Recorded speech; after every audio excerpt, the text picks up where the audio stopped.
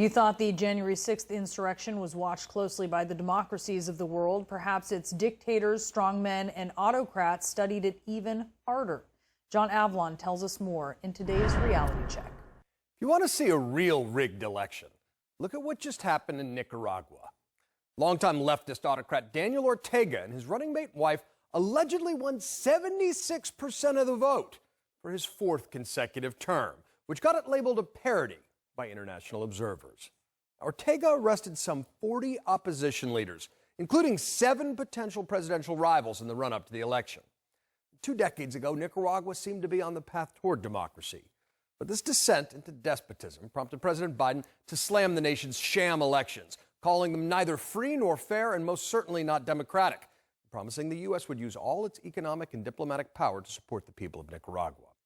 But this story, with all its concurrent corruption, subversion of the rule of law, and human rights crises, is not isolated.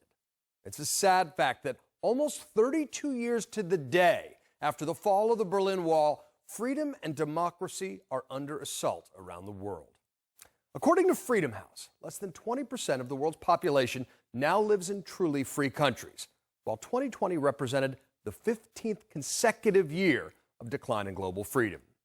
But even in autocratic nations like Russia, China, Iran, Cuba, Venezuela, along with broad swaths of the Middle East and Africa, brave dissidents are still speaking out in favor of freedom and democracy. And that's why CNN has partnered with the Renewed Democracy Initiative's Front Lines of Freedom project to present Voices of Freedom, a digital opinion series that tells the stories of 13 dissidents from repressive nations around the world.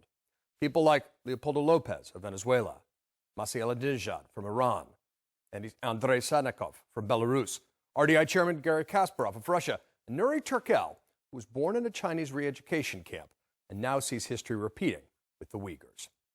Their stories are about something bigger than themselves, and so their struggles should concern all of us. Because, whether we like it or not, defending liberal democracy against autocracy is the defining fight of our times. Listen to Nathan Law, an exiled former legislator and political prisoner from Hong Kong.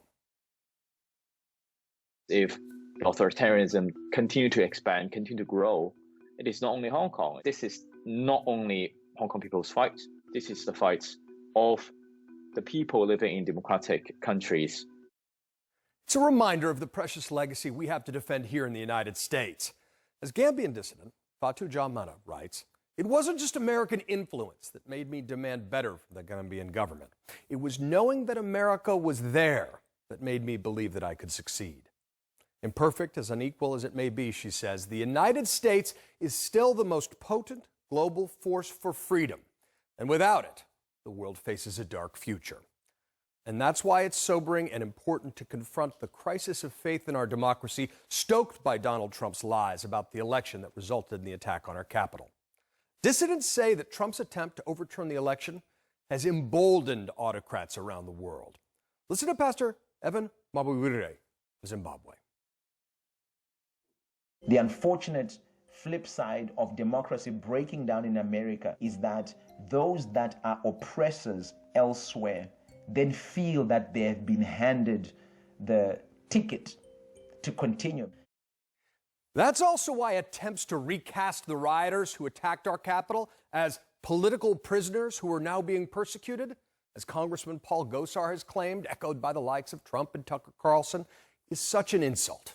It's an insult to real political prisoners who have suffered for their commitment to democracy in autocracies. People like Venezuela's Leopoldo Lopez, Belarus's Andrei Sannikov, and Egyptian-American Mohammed Sultan. As Pastor Evan Mabwire told me, January 6th was an attack not only on American democracy, but also on America's moral authority around the world. For anyone to pretend that these attackers are political prisoners is an insult to those of us who've spent years fighting for basic freedom and looking to the U.S. for inspiration. That's why our commitment to defending democracy at home and abroad must be intertwined.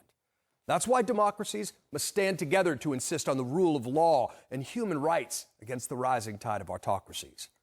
And that's why we honor the courage of those dissidents who stand up to dictators, inspire their fellow citizens, and remind the rest of us and never take freedom and democracy for granted.